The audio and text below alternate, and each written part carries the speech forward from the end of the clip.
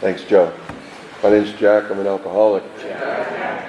I've been through this process with two Big Book Step Study sponsors, Loving Higher Power, this group. I've made my amends, my direct amends. I'm working on my living amends, working 10, 11, and 12 to the best of my ability and willingness. I want to thank Kathy, even though she's not here, for asking me to share my experience on Step 5 today. I got sober, my sobriety date is Valentine's Day of 1983. At that time, Big Book Step Study was really in its infancy. Just a little history. Big Book Step Study started out of Hyannis in 1978, and it made its way into Worcester shortly after that. But at that time, I was heavily involved with the 12 and 12, as were most people in this area. Was attending my meetings up at Holy Cross, was a follower of Father Fred, who I love dearly. God bless him. He helped a lot of people. And, if you gave me sodium pentothal, I could probably recite the 12 and 12 word for word, because I've read it so many times. It's not the same with the Big Book, though.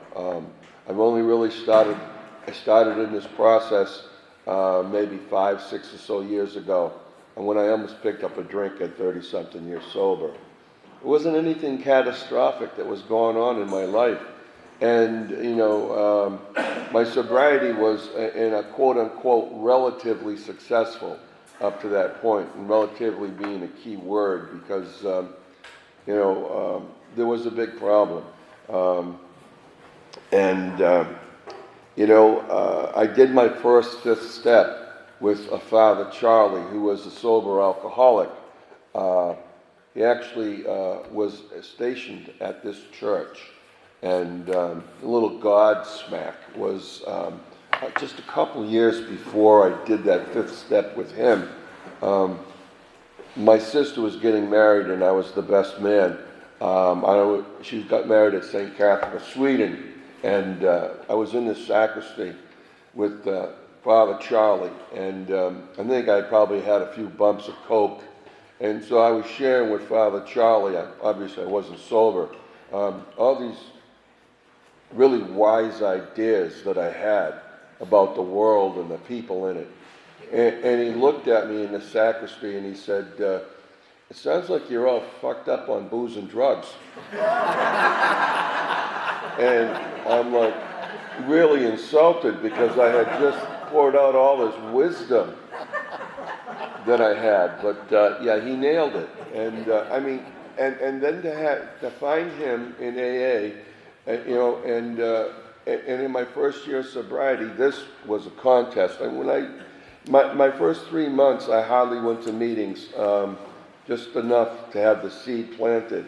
But at 3 months, I went up to Holy Cross and I saw these steps on the curtain. And I knew that was the answer. I knew it was. And even though I knew it was, I needed this process. Before I forget, I want to say, welcome to the new people. And if you are looking to do a process to go through the steps, this is the one. This process did for me what two other processes didn't. I did an autobiographical, and I was told, and I heard.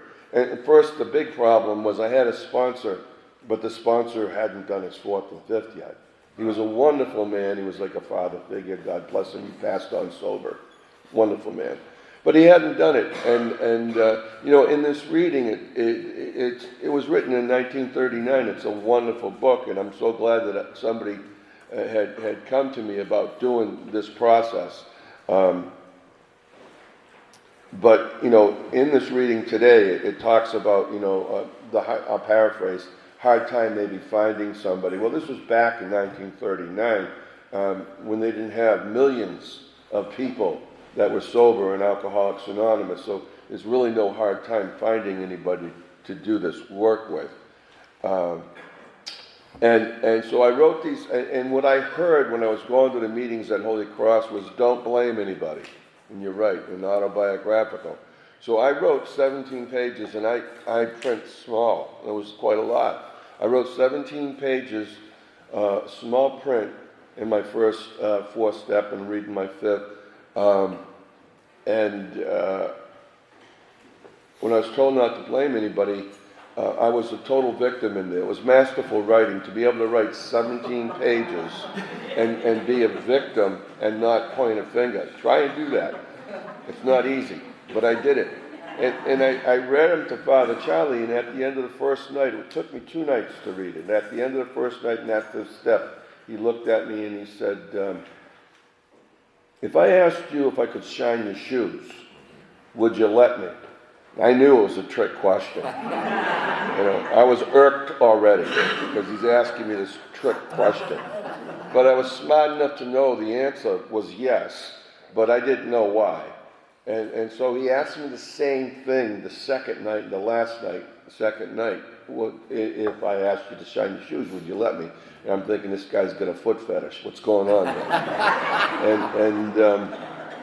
I said yes. And, years later, I was looking back on that and thinking that possibly he was looking at my inability to ask for help, my inability to receive help, my pride. And I still can't tell you what, because I can't read his mind and I can't go back there. That was my first fifth step. My second one was after 6 years of sobriety, and I'm practicing restraint. But if you could look in my mind to see what I'm thinking, I'd be doing a life sentence in jail because, I'm really pissed. People are pissing me off. So I go into Al-Anon figuring that's my problem. And I do the Blueprint for Progress, which is their fourth step. And I'm reading it to my Al-Anon AA sponsor, and he looks at me when I'm done reading it, and he goes, "You're really angry." Yeah, I guess so. And so, fast forward, going through life, married 46 years. I've got 2 adult children. They're both successful. So a relatively, successful sobriety. But at 30 years, I'm at a Christmas party at my sister-in-law's, and there was these annoying little kids there. They were so annoying. And before I went to the party, my daughter's wife, and I had married the 2 of them, but before I went to the party, she said something to me like, do you miss it? How do you feel about not drinking? And it was like, no big deal. And they were getting on my nerves, and the big drinkers over there where I was going, and the thought of taking a drink came on me like it hadn't been in my whole sobriety. And it scared the hell out of me. And to me, what I felt like when that came on me was the same thing as if I was thinking about putting a gun in my mouth and blowing my brains out, because of my experience in AA and knowing that that's what can happen. And the next day I was doing a walk and I was crying and thinking about it. And a guy I used to sponsor, Bob, had been telling me about Big Book Step Study. And, when I first heard about it, I'm thinking, who the hell do they think they are? I can't talk when I go there? Don't they know who I am? And when I came through the doors to get my medicine, it was like, I had heard myself enough. I had heard myself enough, and I was ready for some direction. So into the reading, we admitted certain defects. We have ascertained in a rough way what the trouble is. We have put our finger on the weak items in our personal inventory. And I hate to ruin the whole experience for you, but that might be what you find out too. if you do this work. But the good news is there's freedom in that information. There's a lot of freedom in that information. And, the way it went, the fifth step was a big thing on the previous 2 as far as sharing this new stuff with somebody. But in this instance here, I was working closely with loving sponsors who had done the work. and we would get together for a couple hours every week, and they would they would go over my work to make sure I wasn't screwing up, you know. And I got to write the first part of it, you know, the resentments, the first part, and we did all that first part before I did any of the turnarounds and the resentments. And on my very first turnaround, and I'm not a crier, you know, I don't cry over AT&T commercials, just not me. And but on my very first turnaround, I wept. I had to cover my face.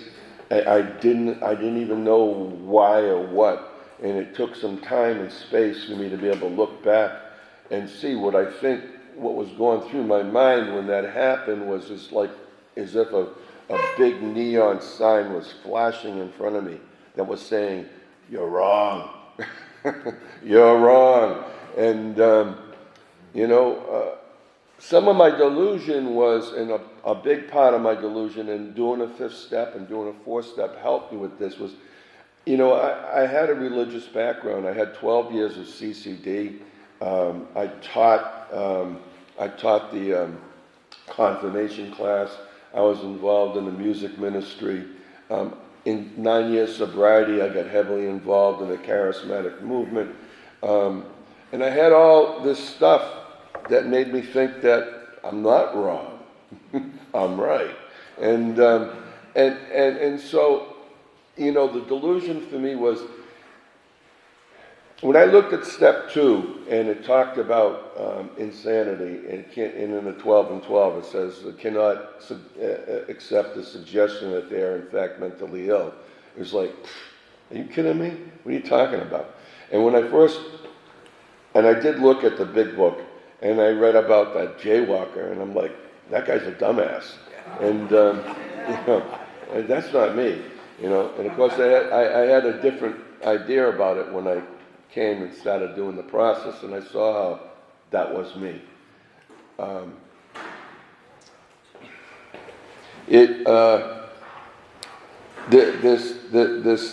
This step 2, and then going to step 3. My problem was I believed in a God. I believed in a God when I was drunk. I believed in a God when I got here. But my problem was I had no trust and rely. None.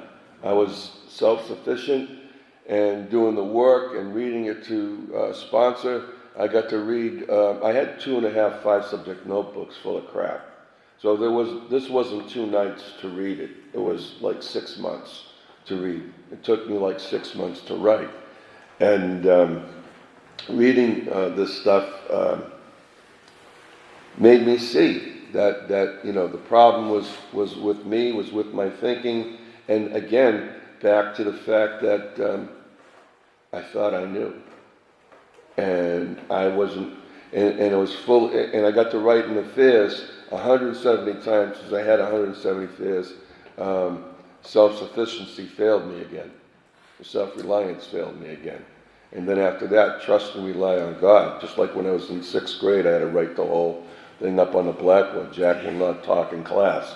You know, 170 times. Trust and rely on God. It kind of hit. Yeah, there's the problem. You know, I believe in God, but I have not given him one iota of a second most of the time, because I know what's right. And, you know, I might not be wrong about knowing the difference between right and wrong, but, you know, in this program, I made a commitment at step 3 that I'm going to live a spiritual life. And for me, trusting and relying is at least pausing and giving God an opportunity to weigh in on it, at least waiting a little bit. So it was kind of anticlimactic to read this because the sponsor was going through the work with me every single week, and they saw it. But I'm going to just finish off by talking about something that I never even knew, the 5th step promises, and most people in here who come regularly know all about the 5th step promises. And I heard people saying stuff about 5th step promises, just like I heard them talking about bedevilments, and I never knew what the hell they were talking about, because I wasn't into this book. And there are people in here that are way more versed in this book than I am. But in the Fifth Step Promises, once we have, there's my timer. Once we have, once we have taken the step, withholding nothing, we are delighted. We can look the world in the eye. We can be alone at perfect peace and ease. Our fears fall from us. We begin to feel the nearness of our Creator. We may have had certain spiritual beliefs, but now we begin to have a spiritual experience. The feeling that the drink problem has disappeared will often come strongly. We feel we are on the broad highway, walking hand in hand with the Spirit of the universe. And one of the people in here that, somebody in here, I'm sure, that knows this book better than me, can probably point out where it says, and I know it says it in there at least one place, that the whole purpose of this book, for us to get sober, is to put my hand in the hand of God and be a service to God and other people. And certainly I couldn't do that when I knew I was right all the time. And so, thank you for letting me share.